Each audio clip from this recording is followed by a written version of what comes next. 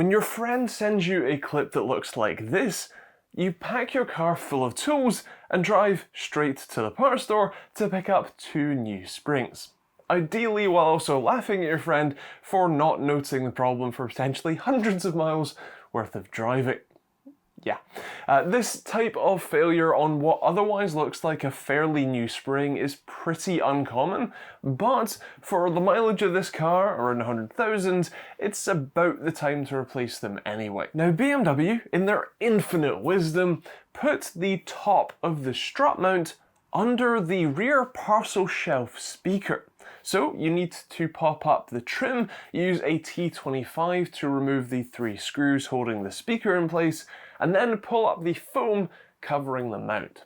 Once you do that, you find the 3 13mm nuts holding the strut in place, so you can remove those, then use a 21mm socket to remove the rather large single bolt holding the shock to the hub. Once that's out, you'll need to pry the shock out, as it has a sort of half-moon socket that fits into the hub or sort of receiver side, and the hub will likely pop up as the bushings should be torqued so that they're sort of sitting at ride height and this is full droop, so just be aware of that. Now to actually get the shock out of place, well, you'll likely need to remove the rear trailing arm. It's 1 nut and 1 18mm bolt, although we ended up snapping the shaft of the ball joint clean off, so I would suggest maybe just taking the rear bolt out so you can swing the arm out of the way instead.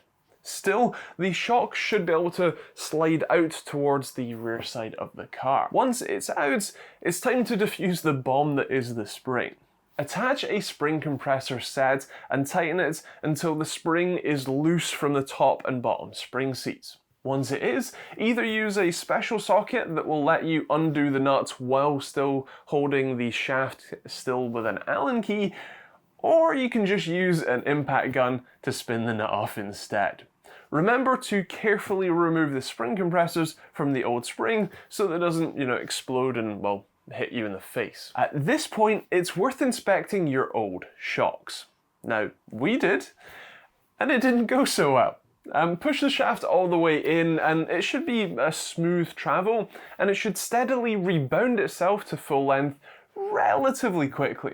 Now, we're not talking quick like mountain bike shock quick, because they have actual springs inside, but it should be like 30 seconds at most, whereas the original one on ours took more like 5 minutes to go from fully compressed to fully extended.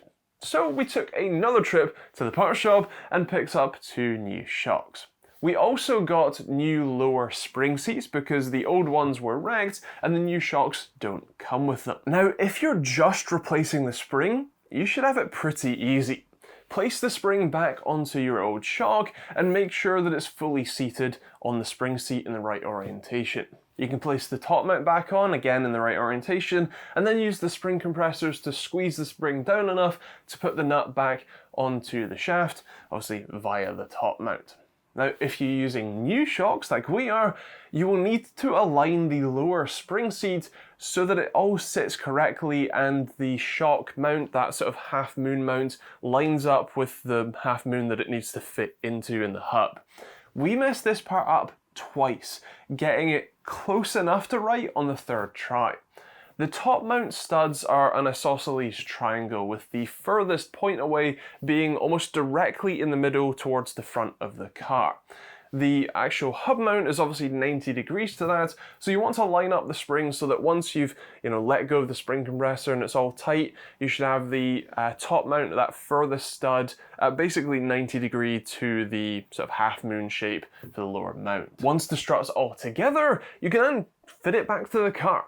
Now, this bit sucks. Getting the top mount in really requires 2 people, in fact most of this job does, and it's a massive pain because you can't see anything.